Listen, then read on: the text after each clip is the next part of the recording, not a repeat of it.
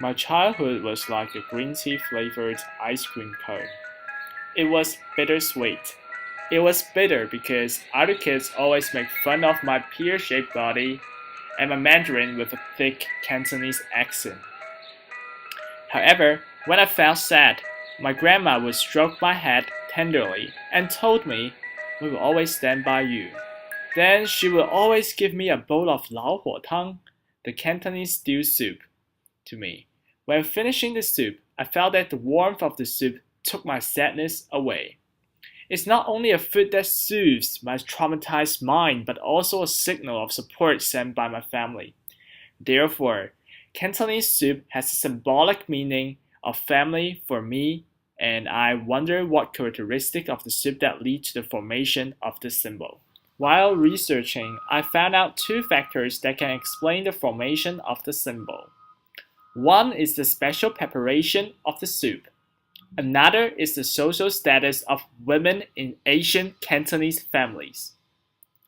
When preparing the Cantonese soup, Cantonese add herbs such as huaishan and banangan, which can keep people from flu and coughing.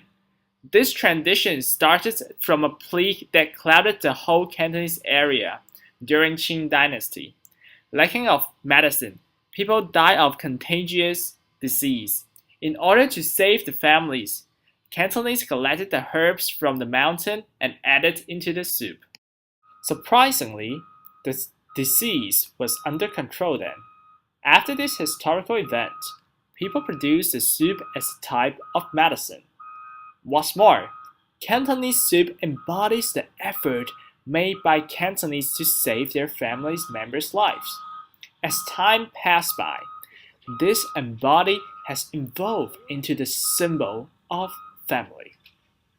Therefore, even though my grandma's soup had a smell of herbs which was a little bit bitter, she persuaded me to drink it. "It's good for you," she said. Then I would nip my nose and drink it. At that moment, I felt the warmly care of my grandma conveyed by the delicately prepared soup.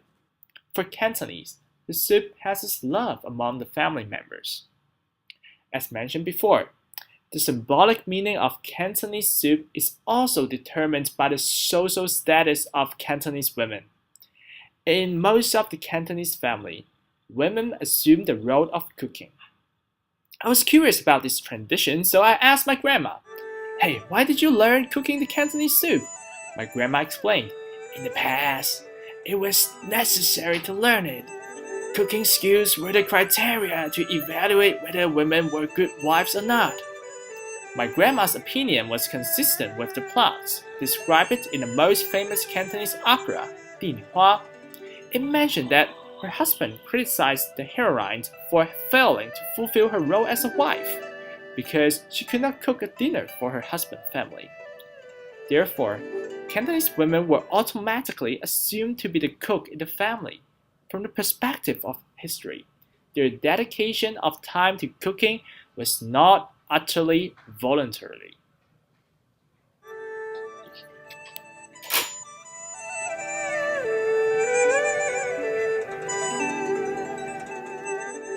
The love and care that Cantonese perceive from the soup is actually a product of gender inequality. The Cantonese women had to spend 5 hours to cook the soup.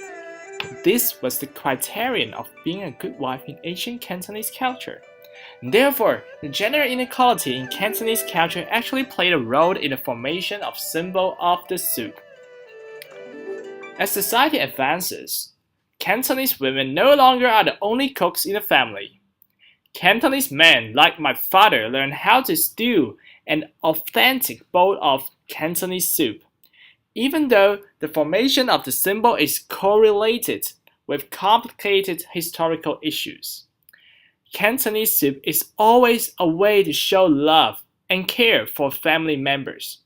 I will never forget how my grandma prepared bowls of hot soup to soothe my traumatized mind and brought me the warmth of a family.